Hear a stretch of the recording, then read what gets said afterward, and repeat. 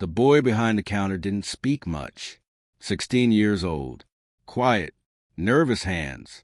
He worked a closing shift at a gas station on the edge of town. The kind of place where headlights flicker past like ghosts and customers talk more to their phones than to people. No one knew his name. To most, he was just Kid or Pump 3. His name was Elijah, and tonight he was trying not to cry. It started when the silver BMW pulled in. Two men got out, late 20s, loud, laughing at things that weren't funny. One of them wore a varsity jacket from a school he no longer went to. The other had sunglasses on. At night, they didn't need gas. They wanted something else. Control. "Hey," the guy in the jacket said, slapping a drink on the counter. "You got a bathroom?" Elijah nodded. "Keys over there." "You come with." Elijah blinked. "What?" "I don't like touching dirty stuff." The second guy laughed. Elijah stayed silent, handing over the key. They didn't thank him. They never do. 10 minutes later, they were still there, wandering the aisles, cracking open snacks without paying, filming each other on their phones. "Yo, look at this sad little gremlin behind the counter," the guy with sunglasses said, pointing his phone directly at Elijah.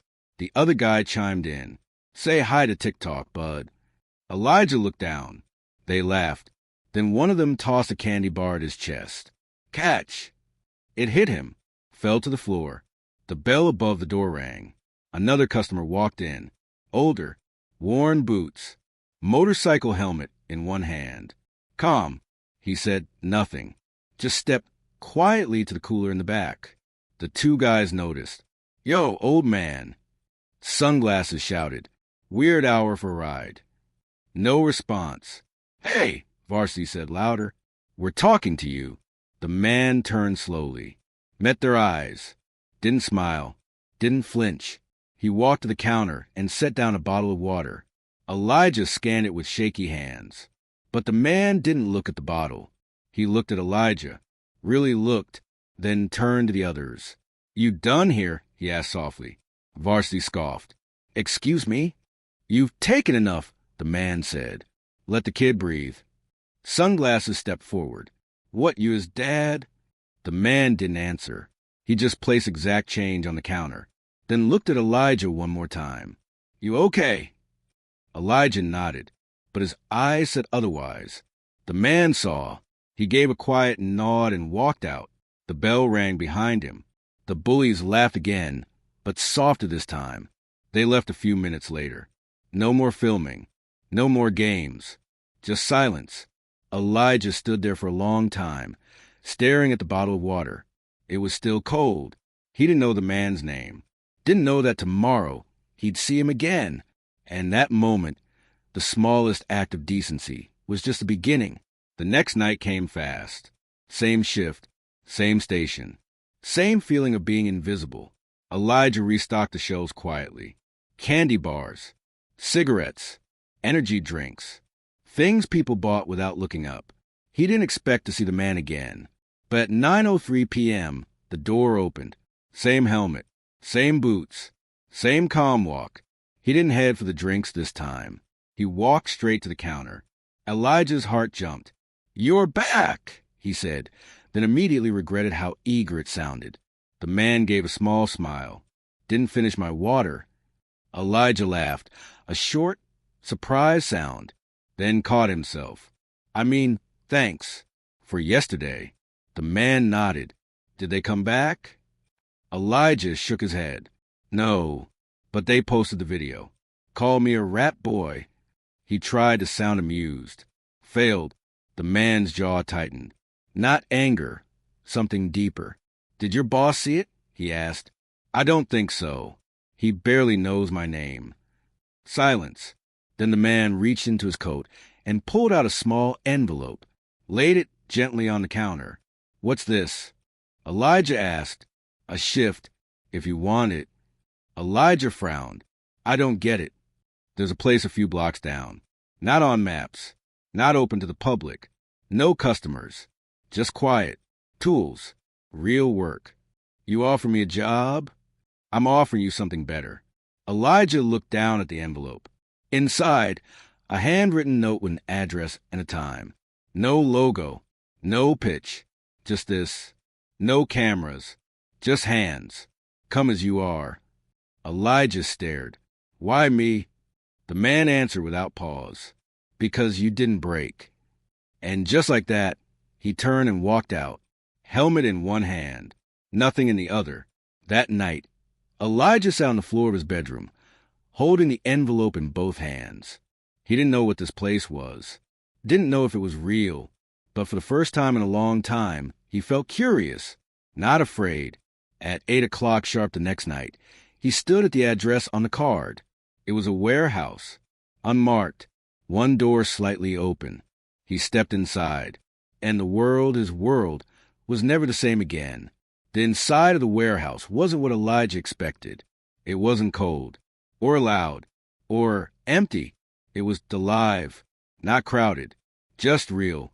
Long workbenches lined the space, covered with tools, some old, some precise, with shavings on the floor, lamps hanging low, casting golden light on quiet, focused hands. People worked, not rushing, not talking, just working. At the far end of the room, standing over a half-built frame of what looked like a chair, was the man. He looked up, nodded once. You came. Elijah stepped in slowly. What is this place? The man set his tool down. It's called the bench. Elijah looked around. Is it a shop? No, nothing here's for sale. So it's a workshop? Closer. But no one here's here for a paycheck. Elijah stared.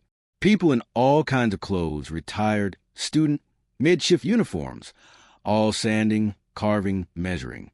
No phones, no chatter, just presence. The man guided Elijah to an open workbench. You ever build anything? Elijah shrugged. Not really. The man handed him a block of wood. You ever breathed before?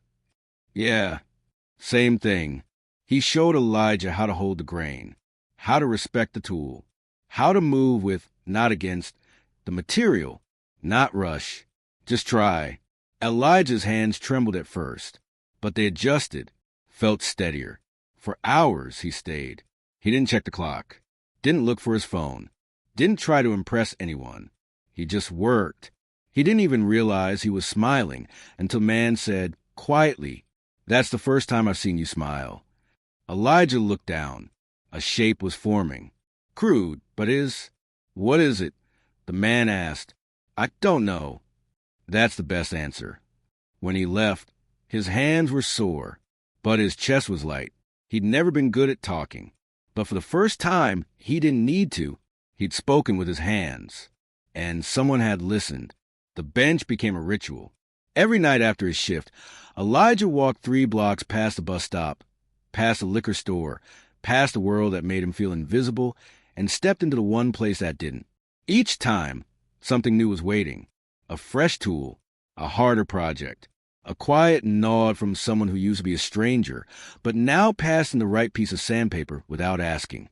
No one asked what he did during the day. No one filmed him. No one laughed. They just made things. On the 5th night, the man handed Elijah a small wooden box. It was simple, square, clean edges. Made this for you, he said. Elijah opened it. Inside was a folded cloth, wrapped around something heavy, a set of carving tools. Real ones, not plastic, not beginner grade. Elijah stared. I can't take this. Yes, you can. But I didn't do anything to deserve it. The man met his eyes. You came back. That's everything.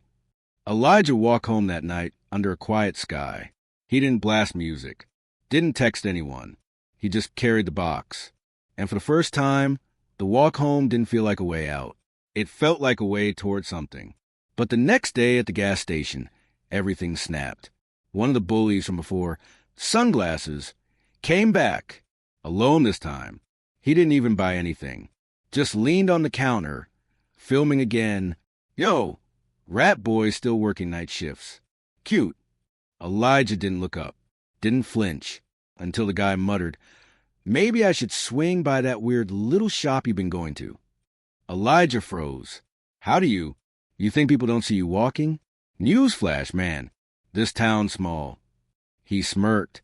What's in there? Huh? Creepy old dude giving you woodworking therapy. Elijah stared at him. Don't. The guy laughed. What? You gonna carve me a box? Real tough. And just like that, he walked out, but his words stayed. Long after the cameras stopped rolling. That night, Elijah hesitated. He stood at the corner across from a bench. Lights on, door open, and for the first time since he started coming, he didn't walk in. He was afraid, not of getting hurt, but of bringing harm to the only place that had never hurt him. He stayed on the sidewalk, staring, until the man walked out, helmet in one hand. Calm. He didn't say anything. He just sat on the curb next to Elijah, waited. After a while, Elijah spoke. I don't want them to ruin it. They can't. They follow. Film. Twist things. The man looked out at the street. Then let them watch, he said softly. But don't let them decide who you are. Elijah didn't answer. But after a while, he stood and walked inside. Together. The following week, Elijah carved something new. It wasn't beautiful. It wasn't even finished. But it was his. A narrow piece of dark wood, chiseled down the center, almost like a totem. Rough edges, uneven lines, but there was rhythm in it, intention. Keanu stood over his shoulder, watching quietly. Elijah finally looked up. I don't know what it's supposed to be. Keanu smiled. Then you're doing it right. People at the bench didn't ask about school or jobs. But one night, an older man passed Elijah a small booklet during cleanup. Inside, plans for a chair, blueprints, real joinery. You ready to build something that holds someone else up? He said. Elijah nodded before he even realized he meant it. They called it the first chair. Every visitor built their own version at some point. Not perfect, not even comfortable sometimes, but personal. A chair that said something without speaking. He worked on it every night. Cut, sand, balance, repeat. He bled once, swore. Keanu handed him a bandage and said, You're getting better. Back at the gas station, things were changing too. People began to notice. The way Elijah stood taller, the way he looked people in the eye now, the way he didn't flinch when someone raised their voice. Even his manager, gruff and half asleep most nights, squinted at him once and said, You all right, kid? Elijah just nodded. But deep down, he knew the answer. Then, one night, as he was locking up the bench, Keanu handed him a folded paper. Elijah unfolded it. It wasn't a tool this time. It was an invitation. 2 days from now, public night. Bring your chair. Open doors. Let them see. Elijah's pulse jumped. You sure? He asked. They've seen you at your worst, Keanu said. Time they see you at your best. Elijah looked around the space. His bench. His tools, his chair. He'd built more than furniture here. He'd built himself. And for the first time in his life, he wanted to be seen. The day of the open night arrived with gray skies and nerves. Elijah didn't speak much at work. His hands moved, but his mind buzzed with static. What if they came? What if he came? Sunglasses. Varsity. The ones who saw people as targets, not stories. He almost didn't show. But at 6:57 p.m., he stood outside the bench with his chair in his arms. The door was already open. Warm light spilled out into the street. Music drifted from a vintage record player. People wandered in curious, cautious, kind. And there it was, his chair, placed among a dozen others, each one different. Some smooth and elegant, others lopsided and stubborn. All honest. By 7:45, the room was full. Not packed, but present. Elijah stood near the wall, watching people sit in what others had made. Some cried. Some laughed. One woman left a note on a crooked chair that read, Thank you for holding me. Keanu moved quietly through the room, never the center, just a witness, a guide. At one point, he stepped beside Elijah and nodded toward his chair. Someone just called it beautiful. Elijah blinked. Are they okay? They sat in it twice. They both laughed. For a moment, Elijah let it in. The pride, the safety, the fact that this wasn't a dream or a test. It was real. Then the door opened, and he walked in. Sunglasses. No camera this time. No posse. Just him, wearing that same snare-like armor. Elijah stiffened. Keanu didn't move. Sunglasses scanned the room like he was trying to find the punchline, the setup, the weak spot. Then his eyes landed on Elijah, and for the first time, something shifted. He saw the people, the wood, the faces, the silence. He saw that no one flinched when he walked in, because no one feared him here. Sunglasses stepped forward, paused by the row of chairs, then looked down at Elijah's. "Did you make this?" Elijah didn't answer right away. Then, steady, "Yeah." Sunglasses smirked, but weaker now. "Well, guess that makes you a craftsman." Elijah nodded once. "Guess it does." Sunglasses didn't sit, but he didn't mock. He just stood there, lost in the fact that he had nothing to say that would work here. No one cared about his noise anymore. The space had outgrown him. Later, after the last guest left, Keanu locked the door and turned to Elijah.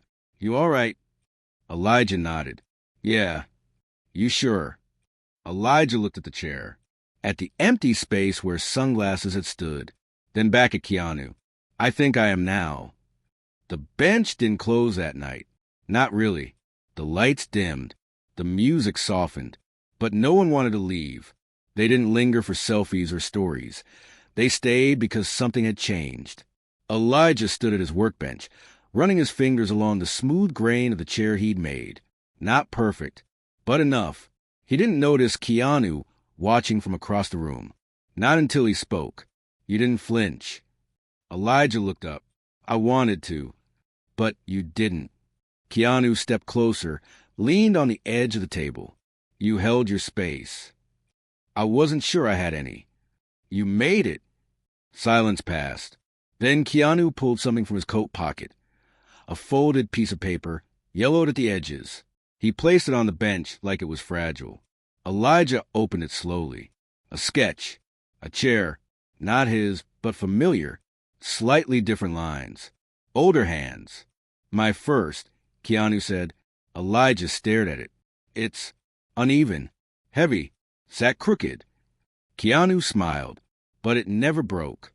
The next few days felt strange. Not because something bad happened, because nothing did. People nodded at Elijah on the street. An older man who'd once ignored him held the gas station door open. Even Sunglasses didn't return. That silence was its own kind of peace. On Thursday, Keanu didn't show. Not Friday either. Elijah tried not to think about it, but the room felt quieter without him, more still than usual. Finally, on Sunday, he found a box at his workbench. No name, just a note. "Everything needs hands, but it also needs rest. You've got this now. K." Inside the box, keys, to the bench, and below them, a folded apron. Clean, black, soft, on the front, a single stitch phrase, "Let them build." Elijah sat down at his bench and breathed. The next night, Elijah opened the bench alone. No backup, no guide, just a key in his hand and the weight of a room that used to belong to someone else.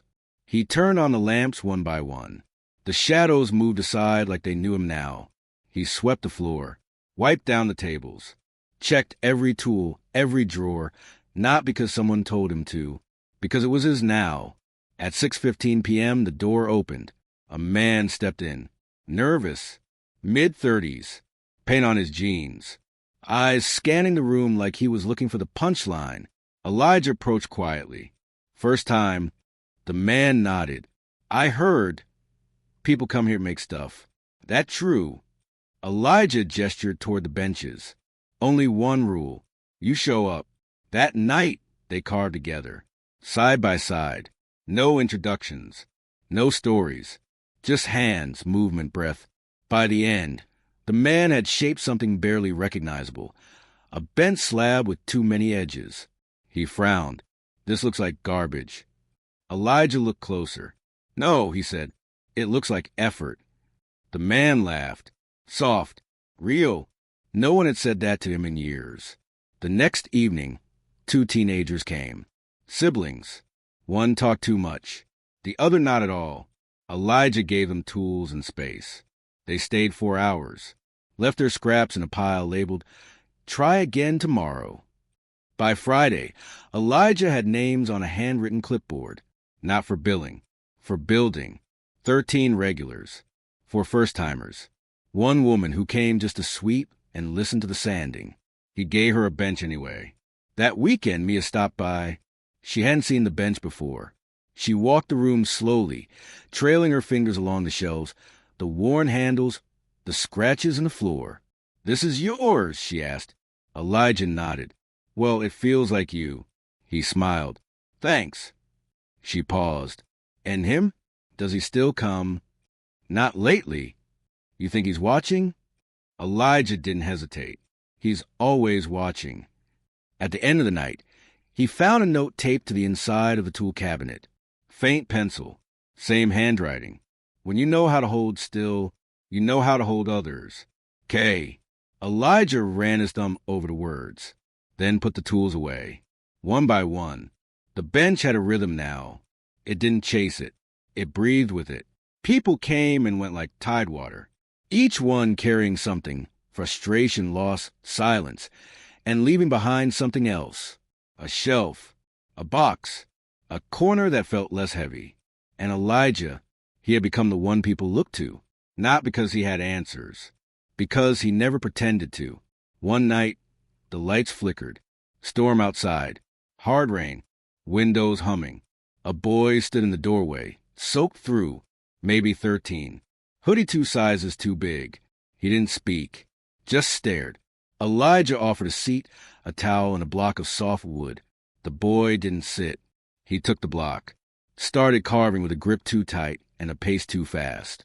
Elijah watched, then gently stepped beside him. "Nothing has to come out right," he said. The boy kept carving. An hour later, he had blisters, but the shape in his hands was starting to look like something. Elijah placed a Band-Aid on the table, said nothing. The boy looked up for the first time. "Can I come back?" Elijah nodded. "Whenever you want." That same week, someone left a gift on the main table, wrapped in newspaper. No name. Inside, a frame. Hand-carved. No glass. On the back, a note, "For whatever you see clearly now." They hung it by the door. People started leaving drawings inside. Small ones. Rushed ones. Broken, beautiful ones. Every night, Elijah waited a little longer after closing. Part of him hoped Keanu would walk back in. No helmet. No nod. Just a look that said, "You did it." But the door stayed shut. Still, Elijah smiled as he locked up, because the bench was still full. Even when empty, at home, he opened a drawer and pulled out the carving tools Keanu had given him. Still wrapped in cloth. Still sharp. He ran his thumb along the edge of one. Not to cut, just to remember. He wasn't the same boy anymore. Not the one behind the gas station counter. Not Rat Boy. Now, he was building something. And it was holding. The invitation arrived quietly, folded inside an old blueprint, slipped under the main door of the bench during the night. No signature. Just a time. A date. A location. And one sentence. "This time you sit." Elijah read it 3 times. It wasn't a question. It was a moment. 3 nights later, he followed the instructions. An old library, long closed of public.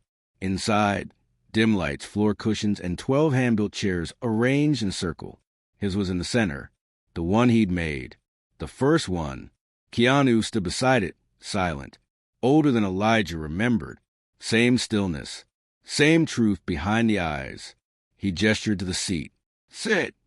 Elijah hesitated, then did. The room stayed quiet, until Keanu spoke. "You didn't fix the world." Elijah looked up. "You just made space inside it." Around him, others began to appear. Familiar faces from the bench. The boy in the hoodie. The woman who swept. Mia. Even sunglasses. Sitting in the back row, unsure if he belonged. Still there, all silent, all present. Keanu stepped to the edge of the circle. "This isn't a place to lead," he said. "It's a place to stay." Then he looked at Elijah. "You built that, not just with tools, with permission." Elijah didn't speak. Didn't need to. He just nodded. The kind of nod that means, "I understand now." The gathering ended the way the bench always did. Without applause, without closure, without rush. Just quiet hands cleaning up together. The way people do when they care. Before Elijah left, Keanu stopped him at the door. "I've got another bench to visit. In another city. Another kid." Elijah raised an eyebrow. "You do this a lot?" Keanu smiled. "Only when the world forgets someone." He held out his hand, not for a shake, to give something. A small carving, palm size, simple. It was a hand, open, with a tiny figure standing in the middle of it. Elijah stared. "You made this?" Keanu shook his head. "You did." Then walked out. No helmet, no bike, just the quiet footsteps of a man who never needed a stage to change someone's life. Spring came quietly. The days stretched longer. The light in the bench shifted, warmer in the morning, softer at night. People still came, not out of curiosity anymore, out of need. The boy in the hoodie now carved with confidence. Mia started teaching others how to plane edges. And Elijah, he didn't lead with volume. He led by staying. One afternoon, a journalist showed up, notebook in hand, expensive shoes. "I've heard about this place," she said. "Something about Keanu Reeves? Underground workshops? Anonymous therapy?" Elijah shook his head. "No stories." "Why not?" "Because the second you explain it, you ruin it." She raised an eyebrow. "So what is it?" Elijah paused, then said, "It's what happens when someone notices you and doesn't try to sell you back to yourself." She blinked, then slowly closed her notebook. She stayed 3 hours, built a box she didn't finish, left with nothing but splinters in her sleeves. At closing, Elijah found another note on the wall. No signature. Just, "It doesn't need your name. It has your fingerprints." He smiled. One evening, he stood alone at the workbench where it all began. The original chair still stood nearby, now used by everyone without question, as if it had always been there. He ran his hand along the grain, the uneven joints. The spot where the first cut had gone too deep. It wasn't perfect, but it had held, just like he had. Outside, dusk wrapped around the building. He turned off the lights one by one, not with finality, with care. The kind of care that comes when you know something will still be here tomorrow, because someone else will show up, someone uncertain, tired, small, and they'll find a bench. And someone like him now will hand them a tool. No judgment, no rush, just the space to begin. 1 year later, the bench was still standing. No logo, no website, just a door that stayed unlocked longer than it needed to. People came from everywhere, not because it was famous, but because someone whispered that it mattered, that they would matter inside it. Elijah stood behind the workbench, guiding a teenage girl through her first cut. She hesitated, afraid to ruin the wood. "You won't ruin it," he said softly. She looked at him. "But what if I mess up?" He smiled. "Then it becomes yours." She pressed forward. The tool moved. Something was made. That night, after everyone had gone, Elijah stayed behind to sweep. Like always, he didn't mind the quiet. He'd learned to love it. As he passed the old tool cabinet, something caught his eye, a folded piece of cloth, one he hadn't seen before. Inside, a new carving knife, and a note in familiar handwriting. "There's always another kid. There's always another bench. Keep building." "K." Elijah folded the note slowly, then placed a new knife beside his old one, side by side, not to replace, to continue. The next morning, he opened early. Sunlight caught the edges of every table. The tools were clean. The air smelled like sawdust in time. At 9:03 a.m., the first visitor stepped through the door. Young, unsure, Elijah smiled. "Come on in," he said. "No rush." He handed them a block of wood, a simple blade, and the silence they didn't know they needed, because some things don't change the world with noise. They do it with hands, and a bench, and someone who stayed long enough to hold the space. Not every hero saves you loudly. Some just give you a tool, a space, a reason to stay another night. Elijah didn't need fame. He didn't need applause. He needed someone to say, "You matter, not because of what you do, but because you stayed." And Keanu, he didn't give him advice. He gave him a bench. And that made all the difference.